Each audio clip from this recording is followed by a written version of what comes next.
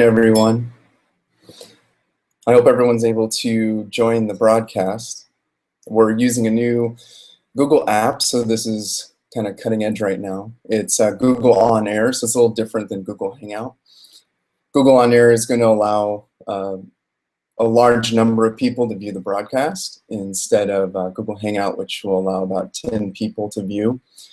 We were trying to find a way to get 10 of you to join the broadcast in an interactive way so you can ask questions, but it looks like that's not going to be possible for this particular broadcast, but we'll continue to work on it and learn the tool a little bit better. There's a couple of ways that you can join in the conversation though. I have set up a Q&A app that you can use to ask questions during the broadcast. And to find your different tools during the broadcast, I believe they're on your left side. If you hover over, they should come out of the screen. And you can go ahead and click on different tools, one being the Q&A. So if you ask a question, I'll do my best to answer that question and get that information to you as soon as I can. You'll also find that there's a showcase application. The showcase application is going to provide links that take you directly to some of the resources and web pages that I'm referring to in the broadcast. So again, if you click on your showcase, if you're looking at Q&A and you want to get to the showcase, over in your tools on the left-hand side of your screen, there should be a showcase icon that kind of looks like some tags. If you click on the showcase, you'll be able to see, as you scroll down, a number of links that I'm going to be referring to and showing you guys today. So just kind of getting you a little acquainted with the resource and how it works. So we have our showcase, and then we have our Q&A. Okay, so I sent all of you an agenda today, and I saw that many of you were taking a look at the agenda, and many of you are on it right now, and that's a fine place to be. You can look at the agenda, or you can follow along on the broadcast however you want. I've also put in some links in the agenda so that you can link off to the places that I'm referring to in the presentation. And that way, if you are interested in looking at something or printing it off, there's also a collaborative document that we're going to be working with today.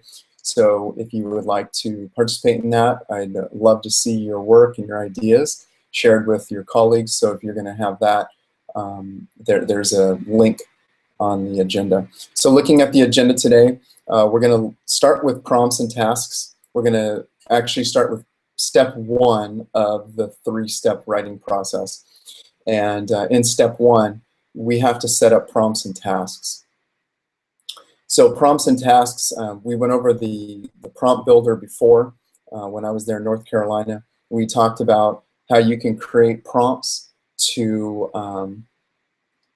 ask questions specific to reading, speaking, and writing standards.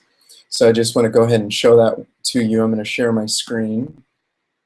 And then we can go ahead and take a closer look. This might be kind of review for some of you, and for some, you know, in trainings it's so overwhelming. Sometimes it's just too much to remember. So I'm going to go ahead and share with you the prompt builder. So I'm sharing my screen now with you. And we're going to go to Literacy TA. And when you're on Literacy TA, I'll start from the home page so that you have a better idea of how to navigate. When you're on Literacy TA's home page, you're going to use the top navigation. You're going to click on Common Core.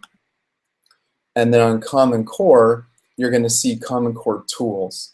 So I'm clicking on Common Core and then Common Core Tools. Once I've clicked on Common Core Tools, I can go ahead and click on the Writing Prompt Builder. The Writing Prompt Builder is going to now give me the opportunity to create prompts for my students based on the College and Career Readiness standards. So since we're working with K-2 students, I'm going to click on Elementary, and I'm going to click on Nonfiction, and I'm going to click on Reading.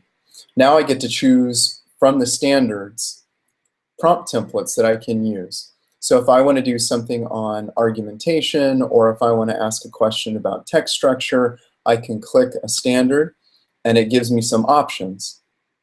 So these are my elementary nonfiction reading standards. And so on these standards, I can, or these templates, I can choose certain templates, and I can make adjustments to those templates by simply clicking inside this content well here. And I can backspace the line, and I can add in whatever information I want. Explain the relationship between one idea and then I could put in another. So these templates are really nice because they're flexible. You can add information, change vocabulary, make them more sophisticated or level them down for students by just changing vocabulary. Instead of saying explain, you can say tell, which is really great. Real easy to make these changes in the prompt builder. So the prompt builder is flexible in that I can ask a number of questions of my students. If I want them to engage in a speaking activity before they write, I can click on speaking, and then I can click on, say, SL2, and now all these prompt templates are about discussion, so I can discuss characters in a prompt. So I just click discuss characters, and it says in a group of 4, and then you say, well, I don't like groups of 4, I like groups of 3, so then you can say groups of 3, or I want my students working in pairs, so you can say with a partner.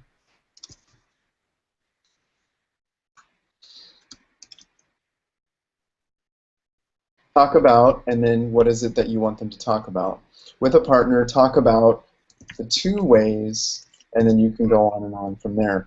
So these are all prompt templates that get kids talking, and they're written for speaking standards. So it's really easy for you as a teacher to go in and make some prompts that direct your students to do very specific academic work.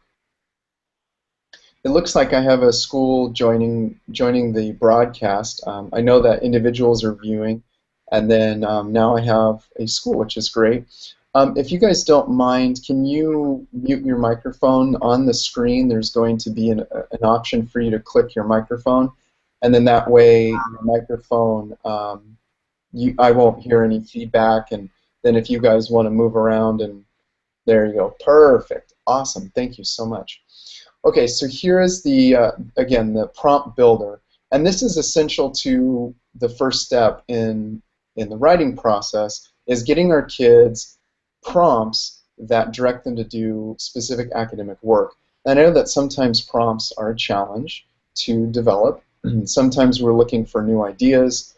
Sometimes we want to get our kids to do different things, like maybe present on a subject, and you think, I've never done that before. I wonder what this would do in my classroom, how this would go. So in a small group, research something. So you could, the kids, of course, are not going to research on their own at K-2, but you can say something in small groups, talk about what we've learned about a particular subject. So you can say, talk about what you have learned about polar bears or penguins or whatever it is that you're studying, and then you can have them talk in groups and then have them stand and present what they discussed. You can have them write down what they discussed. You can have them write down what they discussed and then put it under a document camera and share that. So there's lots of things that you can do. And if you see these add-ons down below, you can also add add-ons. You can say make eye contact. So if you add on any extra expectation, it's just going to come into the bottom of the prompt. So it says make eye contact and speak so that everyone can hear you and understand you. A lot of times our kids are going to speak kind of down in their paper or down in their shoulder, instead of holding their head up and their chin up and being able to speak clearly to their neighbors or to their group. That's something that we can practice. That's something that we can put into our prompts. So in addition to the prompt builder, I'll keep sharing my screen for you for right now. In addition to the prompt builder, I went ahead and created a document that has some prompts ready to go for you guys. And it looks like many of you are on this document. So we are providing for you a number of types of questions that you can use that are just here at a glance. Now, these aren't made to be manipulated because if you change them, it's going to change for everyone. But they are here for you to copy and paste out and use wherever you want. I've also created an opportunity for us today to come up with our own prompts. So in the collaboration document, writing prompts, I'm going to ask you guys to create a list of prompts that you can all use. So maybe you're a first grade teacher. You would type first grade. Okay, let's listen to this. Hi guys. Hi Kathy. If that is Kathy, can you guys click on the microphone so it mutes your conversation?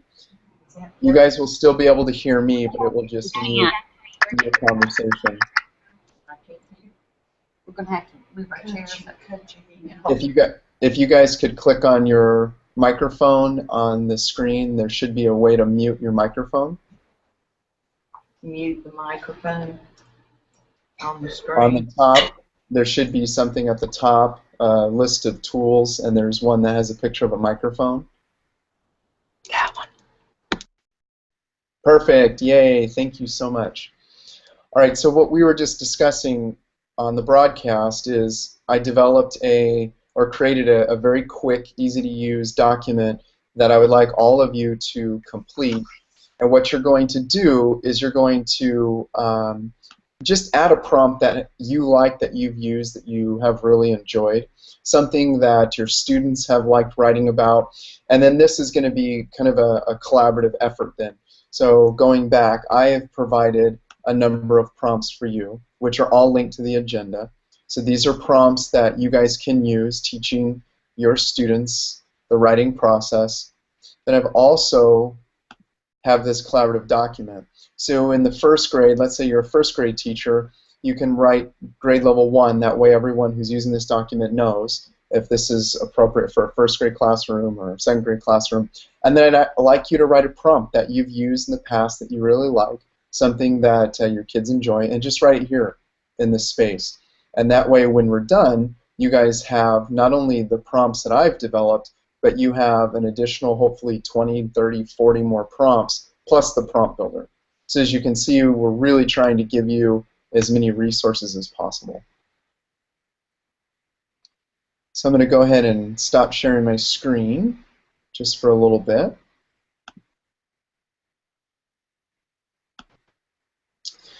So we were talking about the first step in the writing process, and kind of the first step for us is to create a prompt for our kids. That's probably the biggest challenge, making sure we're asking the right question, making sure that our kids know what to do with the prompt, giving them the tools to be able to analyze that prompt. Once they have the prompt, then we can move into the vocabulary that we need to support the kids. So in the agenda, I have identified 3 specific ways that we can support the vocabulary for any particular writing type. I know that you guys use vocabulary in a number of ways. Many of you post your vocabulary on the wall.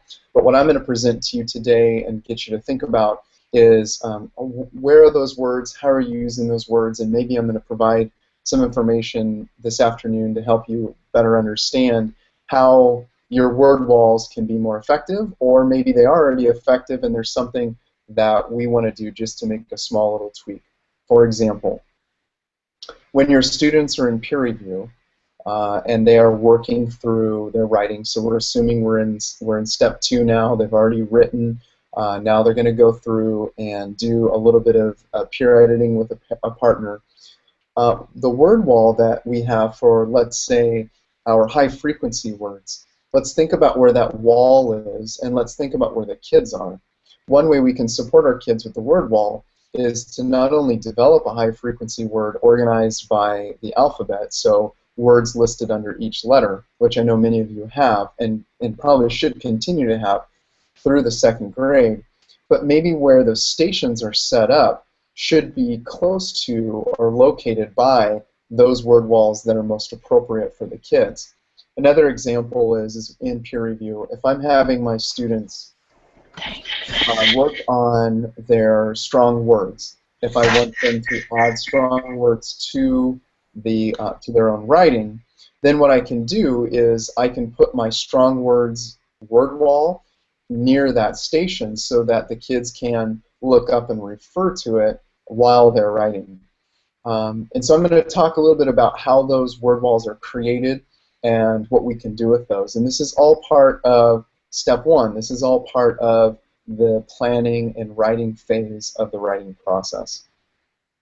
So looking at the agenda, there's a small paragraph that talks about how kids develop their word walls in the classroom. And we believe that it's important that kids contribute to these because A, it's about ownership. The kids feel a sense of ownership with the words when they can contribute. It motivates them to see their words on the wall because they want to have their words on the wall. They want to have that recognition. And then it also motivates them to put words in their writing because they know that this is part of the whole class learning, and they get excited about finding words that it's like, oh, that's my word. Oh yeah, I can use that word in my writing. Or, oh, that was my friend's word, and that, you know, that's on the word wall. I'm going to go ahead and write that down. Now, the major difference between K-2 and say maybe a 5- and 6th grade classroom is that in the K-2 classroom, the teacher is going to be a part of that, a big part of that. The teacher is going to guide the students in building those word walls and word lists. The teacher is going to probably write the word on a card, but it's going to be and spelling them correctly, but it's going to be the students who are going to help generate those word lists. And that might be a small tweak. Maybe you sit down and you do all of the generation yourself. Think about how you can get your kids to generate those word lists. Think about how maybe not the high frequency words because you are the professional in the room, you know what words are going to be coming up most often in their writing and in their reading, but maybe on the other 2 word lists that are listed, the strong word list and then the topic specific vocabulary, they can help contribute. So let me talk about those 2 strong words. We talked a little bit about that, where the kids contribute, you put them on the wall, and then you place that word wall near a station where the kids are going to be working on strong words. So after they've written a draft, perhaps, or in their plan, if you want them to, in step 1, incorporate some strong words in their plan, you can put that word wall in a place where it's close to them so they can look up and see it very easily. The strong word wall can continue to grow if you want. It doesn't have to be topic specific. So your strong words can continue to grow and grow over time. And that's a great way to show kids that you can use these words again, or here's a word that you might not have thought about, and this works really well in this particular text, in this story, or in this informative writing. And then the second word list is a topic specific. So this one you may not want to spend as much time. You may not want to get nice cards, and you might not want to make them beautiful and decorative. Maybe you just use a whiteboard, or maybe you just use a flip chart paper, and you ask kids. So let's talk about, for example, polar bears. Guys, what are some vocabulary words that we would need to know in order to write about polar bears? Now this question can come after they've read, this question can come before they've read, and it can come really at any time. So if you wanted to do kind of a pre-reading and ask them what they know about some vocabulary, and then after they read, you can do some post-reading vocabulary work. But it's really about you asking them questions about what types of words would we want to see if we were writing about polar bears, and then they could create these lists. And again, you guys might be doing a lot of this. You might have all the things that I'm talking about, but some of the differences, and I think some of the tweaks that really make a greater impact, is how they're used, who's creating these lists, and where are they placed in the room. So there's a couple of different things to think about. Is who's responsible for these lists? How am I engaging my kids in thinking about these words? Where do they exist in the room? And are they easily accessed so that my students can use them in their writing and not have any trouble finding them? Some of you like to have your kids get up and move in the room, and I think that that's great. If you have your word walls in certain locations and you give them permission to stand up and walk over to that area, that's a fine strategy too. I just don't know how many of the kids are popping up and down and how easy that is to manage. If you don't want to manage that, maybe you put the words in very specific places in the room. So that's kind of the conversation about our word wall.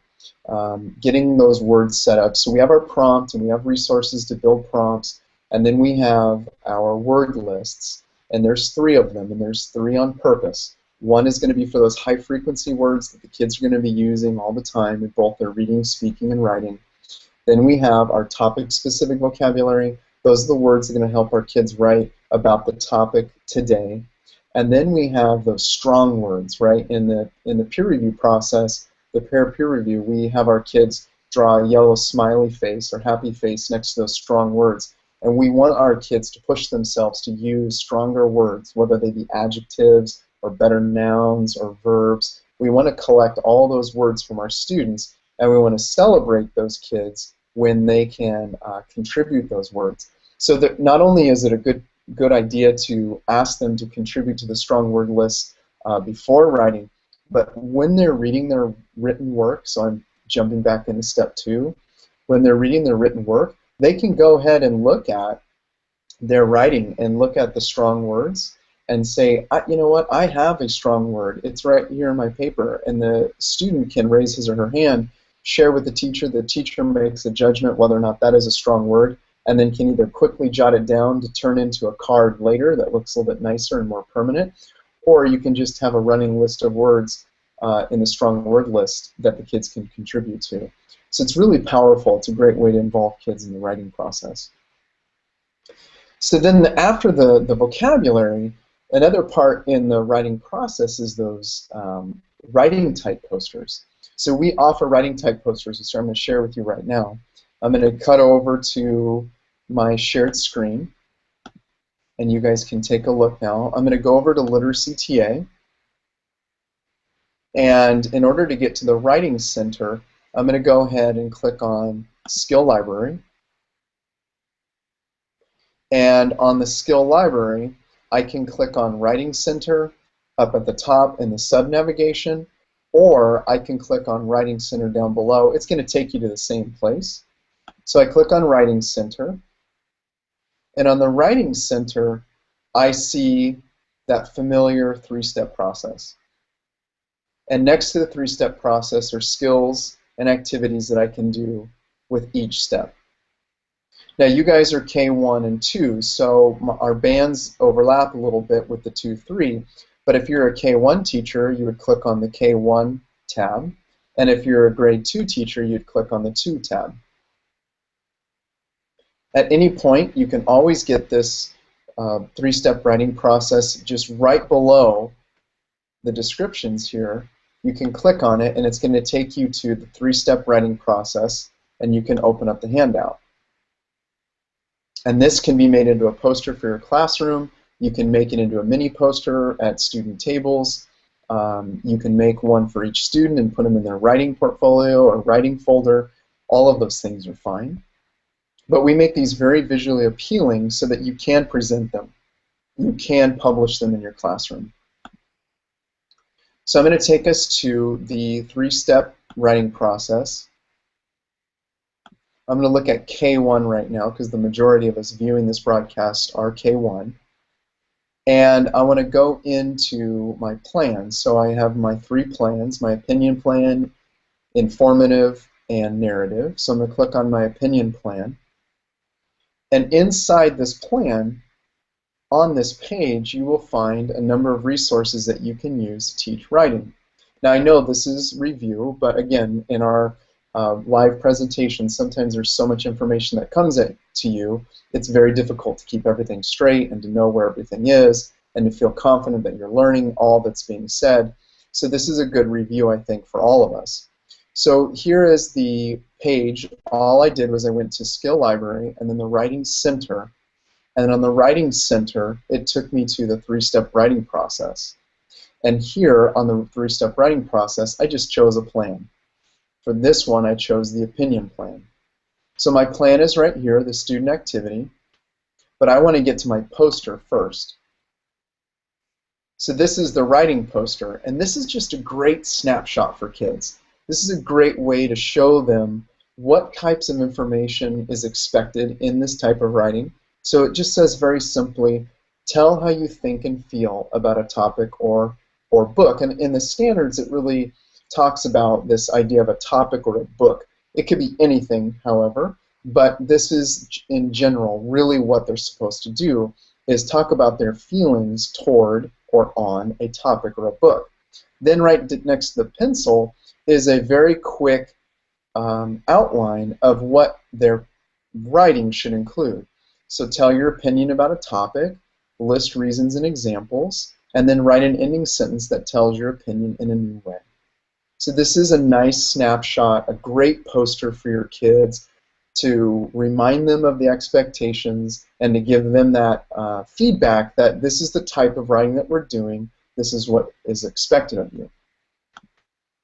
There's a writing poster for all types of writing that we have, the 3 types, and then there's also a plan. So in the student activity, the writing plan gives them an opportunity to write those 3 parts: the opinion statement or beginning sentence, the ending sentence, and then reason 1 and reason 2. Now, I've talked to different teachers in these grade levels, and I've heard different responses. I've heard that it's better for kids to draw what they're going to write before they write. I've heard teachers say they can't write or draw, until they know what they're writing. So it's really up to you how you want to handle this. If you want your students to draw before they fill in the plan, then that's great.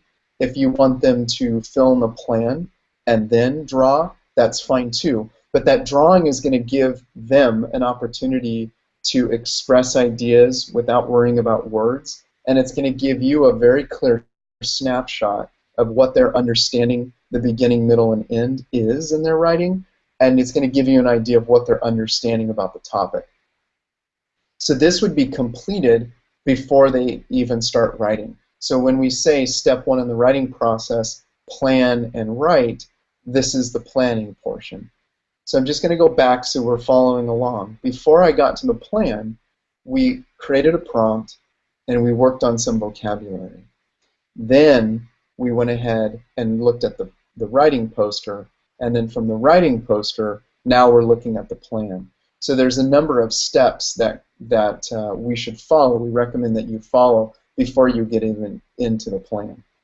What's nice about following a process is that your kids will start to learn the routine, and they'll predict what's coming, and they'll look forward to the different parts of the writing process. So students will say, are we going to do our plan today? Are we drawing our pictures of our plan today? Are we doing peer review today? After they've done their writing, they start to know what's expected of them. And now they're learning that, wow, there actually is a process. They might not understand it, and this is really, really important to understand ourselves as teachers. They might not understand every aspect of the process. They might not understand that what planning and revising means. They might not get everything, but what they will understand after they've done the writing, they start to know what's expected of them. And hi guys, Gretchen. Actually is a process. They might not understand it. This is really, really important to understand. If you're on Gretchen's computer, can we get our microphone? There's a little tool. It's a little icon. They might not understand your microphone. What planning and revising means. They might not.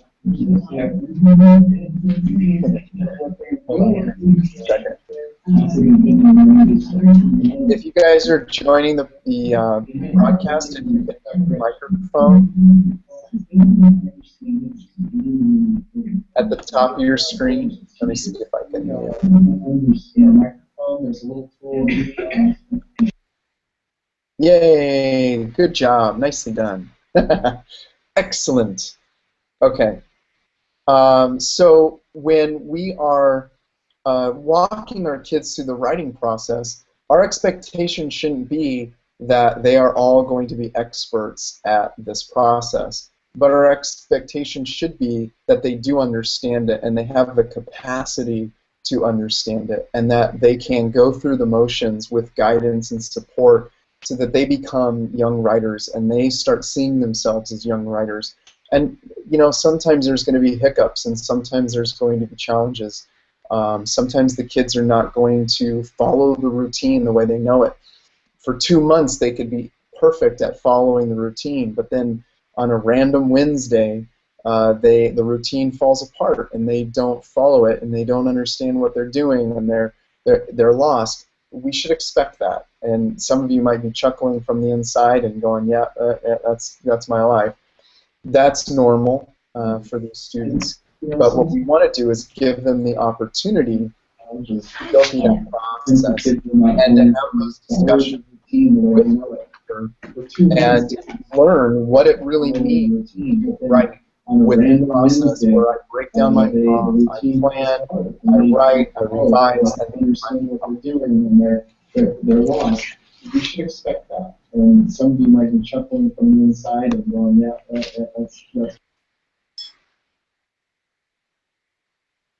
Okay. Okay, so I'm going to go ahead and share.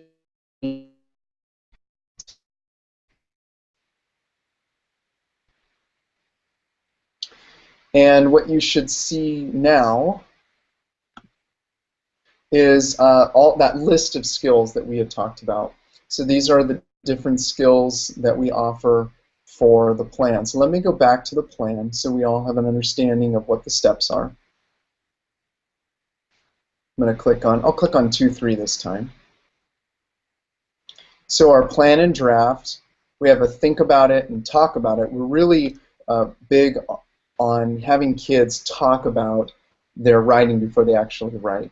So maybe after their plan or before their plan, it really depends on what you prefer as a classroom teacher, but have them talk about what they're going to write. Have them sit with their partners and go over some of the key vocabulary. What words do you think you're going to use in today's writing? From our discussion on this topic, from the text that we read, what are some ideas that you would like to include in your writing? How are you going to begin? Why are you going to begin that way? What will you say at the end? How will you pull all of this information together? So giving them the space and the opportunity to talk about their writing before they actually sit down to write. Then once they're ready to write, we have writing paper. So that writing paper is used to for a couple of reasons. One, we want to give our kids some very clear lines that they can practice their penmanship. I know our kids are writing at all different ability levels. Some kids are writing with huge gaps between letters. Some of our students are still struggling with capitals, putting capitals in the middle of words, not understanding where to put capitals in the beginning of sentences. I know that there's a challenge with penmanship. One of the things that we're doing to support that is that we have different types of writing paper. So we have writing paper that we would say is appropriate for grades 2-3, but then you can also get writing paper by just clicking K1, and then you're going to get writing paper that's a little bit bigger, that's a little bit larger for students. And we suggest that you differentiate your writing instruction by using this paper. So if you want some of your kids using the squirrel paper, and then you want some of them using the dragon paper, Drake's paper, then that's fine. Then if that works for your students, great. And then this way you can keep track of it. We have 3 different widths of our writing paper, and you can kind of keep track of your students and see how they're progressing throughout the year, and maybe make a goal for yourself to say, you know, by the end of 2nd grade, I'd really like everyone writing on the dragon or Drake paper. Drake is his nickname, or his name, this dragon's name. So maybe we want to get all the students writing at this level, but I know that many of my students need to start with a little bit wider lines, and so I'm going to start them here, and that's okay. Some teachers start here with all the kids, and then over time start weaning them off of this type of paper and then using the smaller paper. So this is, or the more narrow lines. So this is our writing paper, and we have for the K1 we've got large writing paper and small, and then this small writing paper is still a bit bigger than what you're going to find with Drake in the 2-3. So then you would have them write. Now, one of the things that we like to do is show our students the expectation for writing, and what we have developed is a pretty simple and clear rubric for them, and written in first-person perspective. So the categories are not negative in any way. Learning it, getting it, and then got it. So it's kind of a fun way to assess student writing. You may use it for your own notes and your own report cards, or you can share it with your kids. I think it's beneficial for them to go through a rubric and be able to start identifying what they're doing and not doing.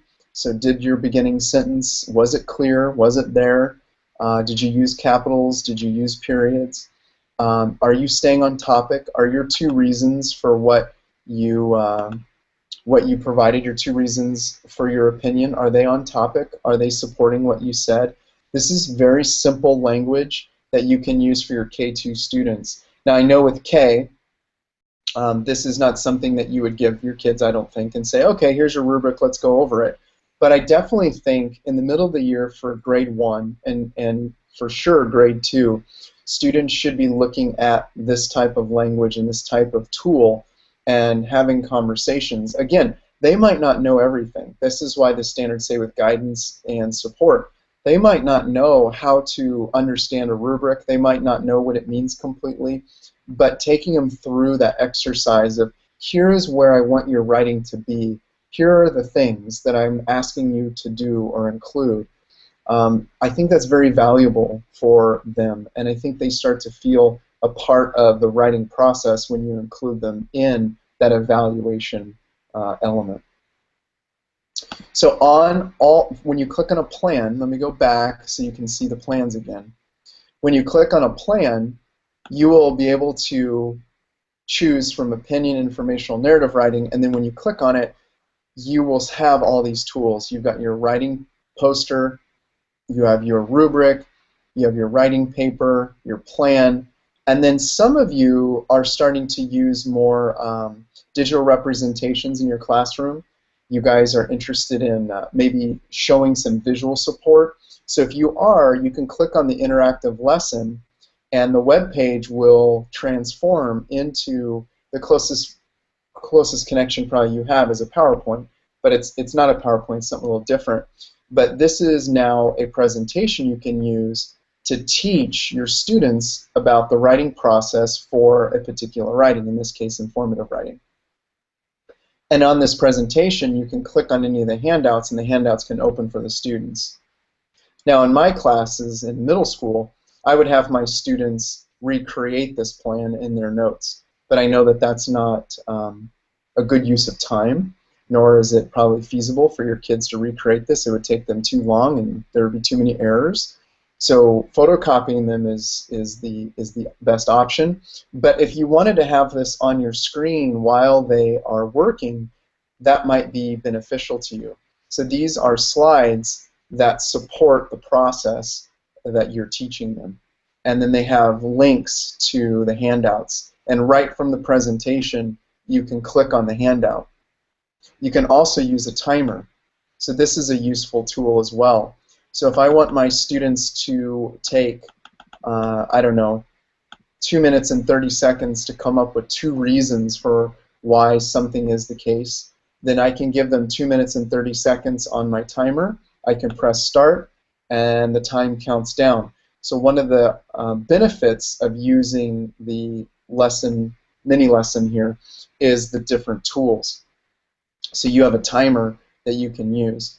There's also a collaborate tool that allows you to choose random students. So I'm going to say that I'm not going to give them group sizes, or maybe I will. I'll put them in pairs. So I'm going to put a number 2, and I'm going to say that there are 6 rows. That really doesn't matter. I'm going to put 30, and I'm going to assign. So this gives students a number, and then I can pick a student at random. So I can say number 15, and that student would hopefully know or have a number in front of him or her, and I can say, student 15, what one reason do you have for your opinion? student number 19, what is one reason? Or I can assign and mix, and then this is going to randomly put, you see how 15 and 27 are together, and 2 and 3 are together, 12 and 16. It randomly pairs the students in the class. So from assigned students that are individually seated to mixing them. So if I'm a second grade teacher and I want them working in groups of 3, I can change it to 3 and press mix, and it's going to put them in random groups of 3.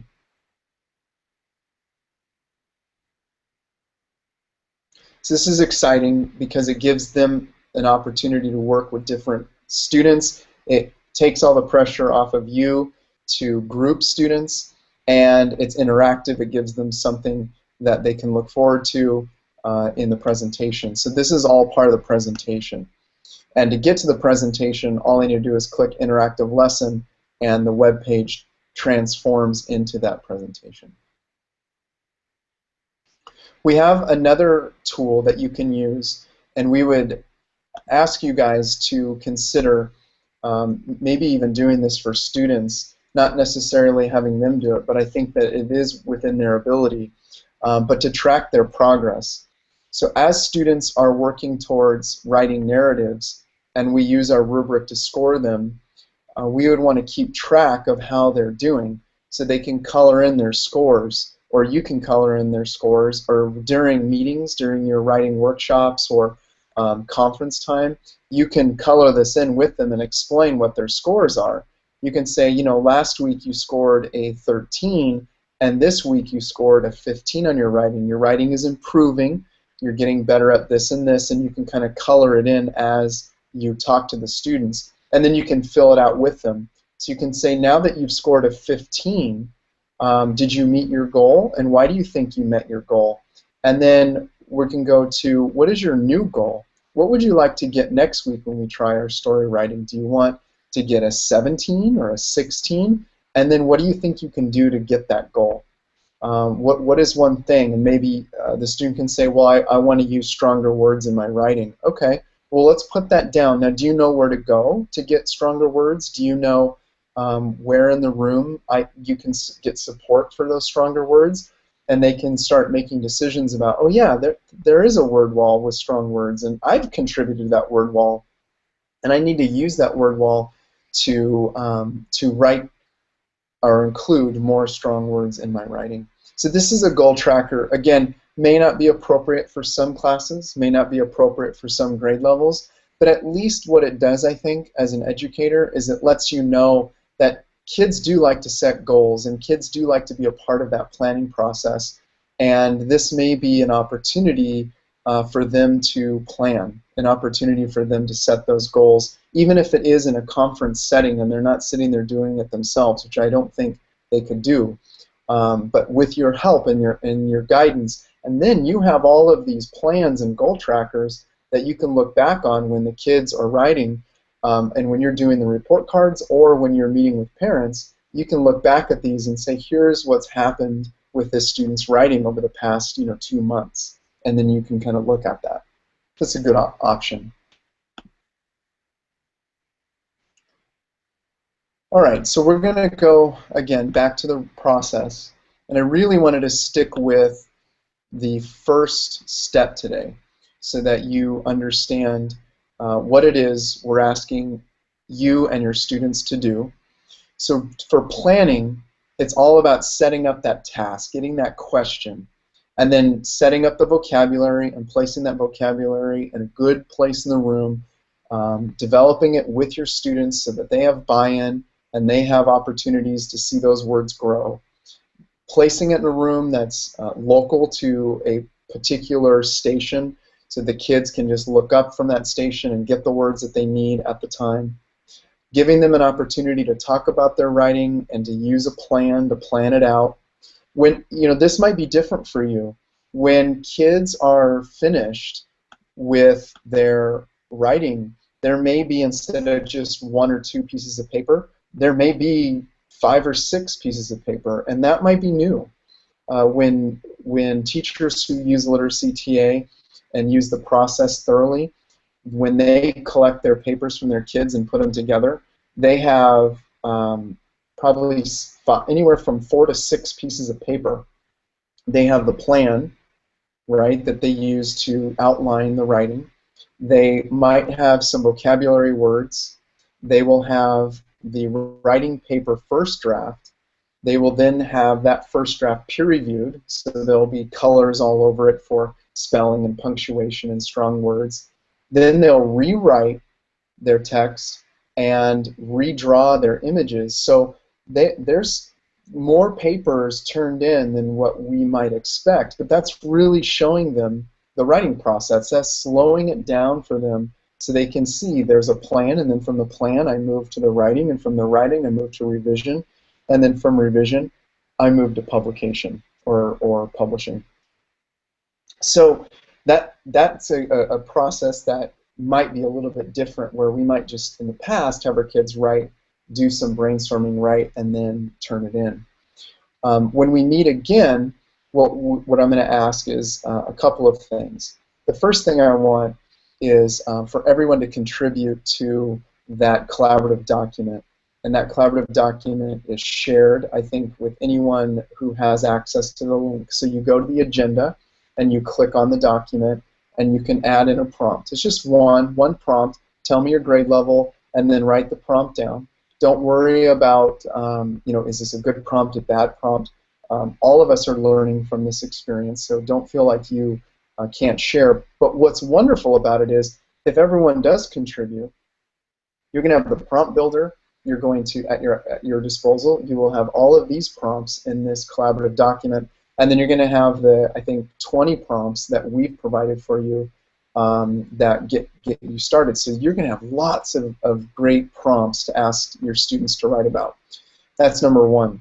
Number two is, without a doubt, I need you guys to engage in the process at least once before we meet again. So I need you to go through. You might not get to step 2. That's okay. You might not get to step 2. But I would love to hear some feedback and get some information. You know what I'm going to ask you to do. We're going to have a collaborative document. I'm going to have you share some of the things that happen with your students. But what I'd like you guys to do is go through that process. And if it's something you already do, if you already take kids through something very similar, great. All I'd ask you to do is look for tweaks. Look for ways to make your lesson sharper. Look for ways to make your lesson more engaging. Maybe look for ways to make it more student-centered, so that your students are a part of the process more than you running the process. Try to be a facilitator. Try to be a coach and give as much responsibility to your students as possible. So I would like you to go through the exercise of doing the 3 vocabulary, so getting a word wall set up if you don't already have it for high-frequency words. Even in 2nd grade, if some of you feel like, well, you know, I think that was great for K1, I really do believe that grade 2, that's going to be a huge support for your kids. Topic-specific vocabulary. Figure out what works for you. Are you going to use a flip chart paper? Are you going to use a whiteboard? What do you use? Have you thought of using different things? And get that going and have your kids contribute to it. And then number 3 is coming up with a word list that has strong words. So getting kids to pull strong words out of their writing, maybe you offering a few strong words, and then starting to grow this strong word vocabulary list in a place in your classroom. And then from there, engage kids in the explicit teaching of a writing type using the poster, and then develop the plan. That might take you, 3 days. That might be 3 different lessons or 4 different lessons throughout a week that you do for 30 or 40 minutes, and that is absolutely okay. That is absolutely okay. For some of you, it might take longer, and that's fine too. The purpose of it is to walk students through the writing process as young writers, getting them to understand that there is this process for producing work, that it just doesn't happen, that it just doesn't magically appear, that everyone goes through these steps. And setting up those routines for those steps will be great for your kids. And then if we can get 2nd grade and 1st grade all doing it, then when they move from class to class, those routines will be established and predictable so that they can learn more instead of starting all over again, which I talked about last time with you guys, is that the idea of consistency, trying to develop and establish consistency. We've given you guys the tools to develop consistency. We've given you guys the resources to do that. Now it's about implementation. Now it's about trying these things and getting them to work. I also said, however, that you need to use whatever you feel works best. So the consistency doesn't have to be everything I've defined. You need to set up your own consistent routines and patterns for your kids, the things that they need and the things that will work best. All I'm saying is whatever first graders do, second graders should do the same. It needs to be harder. It needs to be more complex. It needs to offer more challenge, but it should be the same routines. You should have the same expectations for kids as they move through grade levels so they can master skills to be independent learners and independent writers. So if we can get some practice in vocabulary, teach the writing type with writing poster of some sort, and I want you to try it because I want to know, did you make copies of the individual posters and put them on student desks? Did you make a gigantic poster using the district poster maker or FedEx Kinko's or something like that? What did you do, and how did it work? Did you like the support? Did you feel that the kids seemed to understand the writing type better because of that resource? And then I want you to walk them through the plan. You don't have to have them write if you don't get to it. They can just develop the plan, and that's absolutely okay, because all that great work leading up to the plan is worth spending classroom time on. So you don't feel like you have to get them to write. But if you don't feel like you want to end it, like, oh, I can't end it in the middle, I have to finish it, then finish it. And the next time we're together, we will talk about the writing process, step 2. Now that I have a written piece of work, what do I do? What do I do with this? How do I make it stronger? What are some of the collaborative routines I can set up? And I'm going to go over a really practical list with you, again, that you might already do or know, but there might be some little tweaks that you haven't considered that you might want to consider. So we're going to go over that so you feel really good, because I'll tell you what, releasing responsibility to kids is one of the scariest, hardest things to do as a teacher, because we don't want to release that responsibility. We're afraid what might happen, and I have to be honest, as a classroom teacher, sometimes bad things happen. But we want to try to do the best we possibly can, and to give them as much responsibility as we can. Give them the opportunity to learn through our guidance how to be young writers. So I think that is our end of the broadcast today. I want to thank all of you guys for spending a very long day with your kids and then meeting online with me. I love that there were a number of schools that were able to join even though you were muted the whole time. I think it's good because I can kind of see you, you can see me. Next time I want to get you a little bit more comfortable with asking questions. I had asked earlier if people could ask questions in the Q&A session. Maybe there's just no questions right now to ask, but that there is an opportunity to ask questions during these live broadcasts. This is live, so I am sitting here with you across the country, which is really exciting. And then of course the tools. Hopefully you're able to see some of the links in the showcase. So the showcase I'll use again, where it will give you direct links to some of the areas on web pages that I am using and referring to. So we'll continue to use this platform. It was brand new. This is the first time I've used Google On Air. I've used Hangouts quite a bit, but never on air, so it's a little bit different.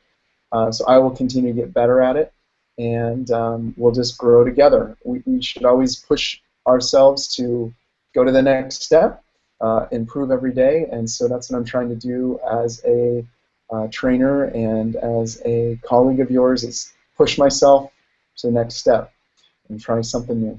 So anyway, I thank you guys for your time. I thank you for all the work that you do with your kids, and we will see you next time. Please email me at jonathan@literacyta.com if you have any questions, if you want anything from me, if you need any direction, or if you'd like to share some of your feedback from today's broadcast, I would greatly appreciate it. Okay, thank you guys very much, and have a wonderful evening. Bye-bye.